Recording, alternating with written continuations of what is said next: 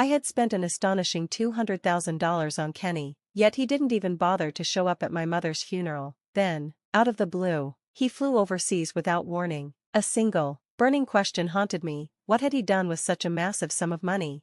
As I thought back, I remembered the grand piano that had once stood in our home. It was a cherished piece, rich in sentimental value. When I sold it, I expected a decent price but was shocked when it brought in a staggering $200,000. What I hadn't realized at the time was that Kenny mistakenly believed the piano belonged to him. While I had full inheritance rights over the estate, the piano had originally been a gift from our grandfather to my brother, who had left it in our home due to its size. As a piano teacher, my brother had a deep attachment to it, and he would have been outraged to learn it was sold without his consent.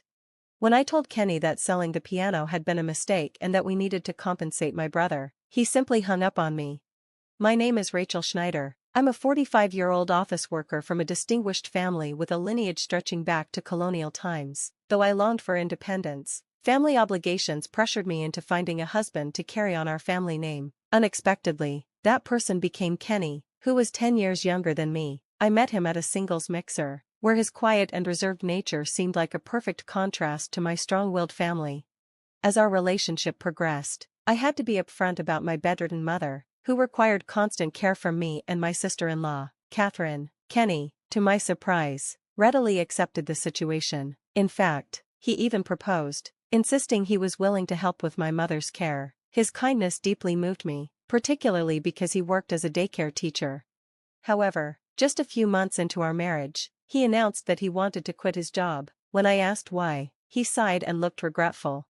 "Rachel, I'm sorry, the parents at the daycare are too demanding. There are constant complaints, and I just can't take it anymore." I wanted to support him, but his timid nature, combined with the fact that he was already involved in caring for my mother, left me at a loss for words. Making matters more complicated, I was 3 months pregnant, and for the sake of our child, I chose to be understanding. Looking back, I deeply regretted that decision. One evening, as I stepped out of the shower and reached for the bedroom door, I overheard Kenny whispering on the phone. His words made my blood run cold. I realized he had been lying to me. He hadn't just quit his job. In reality, he had been unemployed for 2 years and had deliberately misled me. From the way he spoke, it was clear he viewed our marriage as a lucky financial opportunity, believing he had struck gold by marrying into a wealthy family. The betrayal crushed me, but I hesitated to confront him immediately. The baby's well-being was my priority, and I no longer felt secure about our future. That day, Catherine was looking after my mother until 5 p.m., at which point I would take over. While I debated confiding in someone about Kenny's deception, Catherine noticed my troubled expression.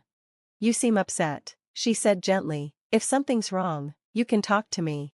Catherine was a kind woman who had cared for her own mother for years before stepping in to help with mine. Needing an outlet, I told her everything. She listened carefully, then reassured me. "I'm glad you spoke up. Keeping this bottled inside isn't good for you or the baby." She went on, "Talking doesn't fix everything, but it does help ease the burden." Her genuine concern touched me, and for the first time, I felt a small sense of relief. Suddenly, the doorbell rang. Before we could react, Kenny walked in unannounced. Both Catherine and I were startled, but he acted as though nothing unusual had happened. Putting on an act, he said, "Rachel, from now on, I'll take care of your mom. You shouldn't overexert yourself during pregnancy." Feigning agreement, I nodded. Kenny then attempted to demonstrate how to care for my mother, but Catherine quickly stepped in. "There's no need," she said firmly. "I'll learn from Catherine. You should just rest at home." She explained that my brother would be home early, so her help wouldn't be necessary. As she spoke, she shot me a look that suggested she planned to get the truth out of Kenny. Once she left, I decided to let her handle it, but I remained nearby, unable to shake my unease. I eavesdropped as she engaged Kenny in conversation. "I've been wondering," Kenny said suddenly, "why do you take care of your mother-in-law in this house?" His tone was eerily similar to the one he used on the phone. Catherine explained the situation, but Kenny's response was shocking. He accused her of having ulterior motives, implying she was only helping to get a share of the family's wealth. His cruel words infuriated me, but before I could step in, Catherine caught my eye and subtly signaled for me to stay put.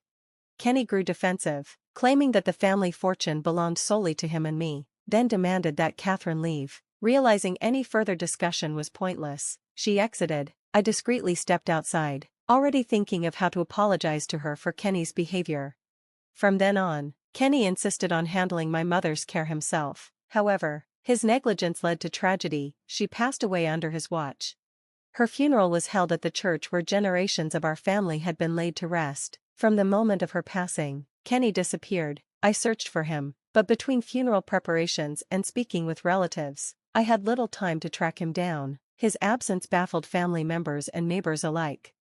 Catherine was inconsolable, crying before the altar as she blamed herself for trusting Kenny with my mother's care. I tried to reassure her, but she refused to let go of her guilt. Neighbors told me they had often seen Kenny leaving the house when he was supposed to be caring for my mother. Some even recalled a large truck visiting. Though with everything going on, I didn't have time to investigate. Days passed, and still no sign of Kenny. Then, my phone rang. It was him. His voice was cheerful, almost carefree, as he announced that he was staying at a luxury hotel in Europe, the kind he had always dreamed of visiting.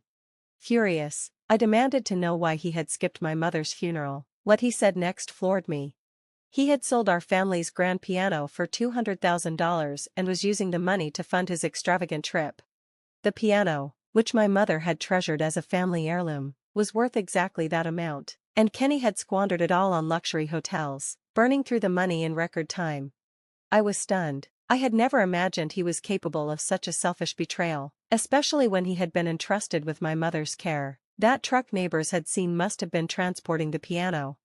Seething with rage, I confronted him about his actions, but instead of remorse, Kenny dismissed my anger with a smug response. "Relax," he said, "you have a good job. I'll just be a stay-at-home dad from now on." It was then that I realized he had never cared about me, my mother, or our family. To him, I was just a meal ticket, and worst of all, he genuinely believed the piano had been his to sell. Seeing Kenny's confused reaction, I took a deep breath and explained the piano's true history. It wasn't just an ordinary instrument. It had been a cherished gift from our grandfather to my brother, who had always considered it his own. But rather than showing regret, Kenny shrugged. "Would an apology to your brother be enough?" he asked. I knew my brother too well. He was a man of strong principles, a piano teacher with an unwavering sense of justice. A simple apology wouldn't cut it, and compensation alone wouldn't be enough to make up for what had been done. That piano held deep sentimental value for him, and knowing it had been sold without his permission would infuriate him beyond words. The moment I shared this with Kenny, he abruptly ended the call. He must have realized just how badly he had messed up and was now scrambling to figure out what to do next. Without hesitation, I called my brother and told him everything. As expected, he was furious. The next day, I made arrangements for a family gathering, ensuring that my brother, his wife Catherine, and other relatives would be present. When Kenny walked through the door and saw the entire family waiting for him, his face turned pale, confused. He glanced at me. "What's going on?" he asked cautiously. My brother, his expression dark and unyielding, spoke in a firm voice. "Kenny, I heard everything from Rachel. What on earth made you think you had the right to sell something that didn't belong to you, something that meant so much to our family?" Kenny swallowed hard, visibly nervous. He tried to come up with an excuse. I was just trying to help out around the house. The piano was just sitting there, and I thought no one needed it anymore," he stammered. My brother's eyes narrowed. "So your solution was to sell it?" Kenny hesitated, then nodded. "Yeah. I mean, it seemed like a waste just sitting there, collecting dust." The room fell silent. My brother's tone grew sharper. "That wasn't just any piano. It was an heirloom, imported from a top European manufacturer by our grandfather. So tell me, where's the money from the sale?" It was clear my brother was forcing Kenny to admit the truth in front of everyone. Kenny looked cornered, his mind racing for an escape. The money, well, I haven't received it yet," he stammered. That was the last straw. My brother's anger erupted. "You liar! And what about those fancy souvenirs from Europe? That massive suitcase you brought back?" Kenny flinched. Then, after a long pause, he squeezed his eyes shut and muttered, I spent it all. I'm sorry." The shock was palpable. Murmurs spread among the relatives as they grasped the enormity of what had happened. He had burned through $200,000 on a single overseas trip, squandering every last cent. My brother, standing tall, looked down at Kenny with pure disdain. "You already know the truth, don't you? That piano was mine, you stole it, and now you're going to pay back every single dollar." If you don't, I'll have no choice but to press charges for theft, do you understand? Kenny froze. Beads of sweat formed on his forehead, clearly clueless about the legal consequences. He panicked and turned to me, his voice desperate. Rachel, please, help me. I met his pleading gaze with cold indifference. This had nothing to do with me, it was entirely his mess. When I ignored him, he became frantic, blurting out something even more absurd. I took care of your mom while you were pregnant. That trip was a reward for myself, he declared, as if that justified his actions. Then, in a last-ditch attempt to manipulate the situation, he claimed that I had agreed to sell the piano, arguing that since we were married, it wasn't theft at all. I was speechless. The audacity of his words left me momentarily stunned. Luckily, Catherine stepped in. Enough with the lies. Didn't you tell Rachel to stay away from caregiving? And didn't you try to drive me away by accusing me of being after the inheritance? She snapped. She exposed Kenny's deceit, revealing that while we had been kept away, he had secretly arranged the sale of the piano. My brother's rage flared once more. Catherine looked after Mom out of kindness, not for money, he declared. Then, turning to Kenny, he added, you owe her an apology, now. With that, my brother grabbed Kenny by the collar and forced him to kneel before Catherine. Tears welled in her eyes, hurt by his betrayal. Kenny, too ashamed to make eye contact, mumbled a half-hearted apology. But no one in the room was moved. Cold, judgmental stares pierced through him. A relative spoke up, voice filled with disgust. Pay back the money from the piano sale immediately. Don't disgrace the Schneider family name. Instead of acknowledging the gravity of the situation, Kenny tried another ridiculous tactic. Rachel and I can save up and repay it together, he suggested, as if our marriage was still intact. Even my uncle, usually calm and reserved, was too stunned to respond. Realizing words alone wouldn't resolve this, I left the room briefly and returned with a business card in hand. Without hesitation, I handed it to Kenny.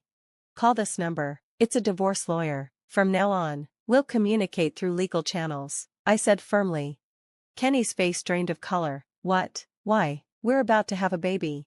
At that moment, I revealed everything. I told him how I had overheard his phone conversation, how I had known from the start that he had only married me for money. The weight of the truth settled over the room, and Kenny, realizing he was completely exposed, finally dropped the act. Fine, he spat bitterly. You want to know the truth? I was hoping to get my hands on the $9 million inheritance you got from your mother. Gasps filled the room. The man who had once seemed so gentle had finally shown his true colors. I couldn't help but feel a sharp pang of regret. Should I have been more cautious when I met him at that singles event? Should I have questioned why a man 10 years younger than me was so eager to marry into my family? But it didn't matter anymore. From that moment, Kenny became nothing more than a stranger to me and my brother.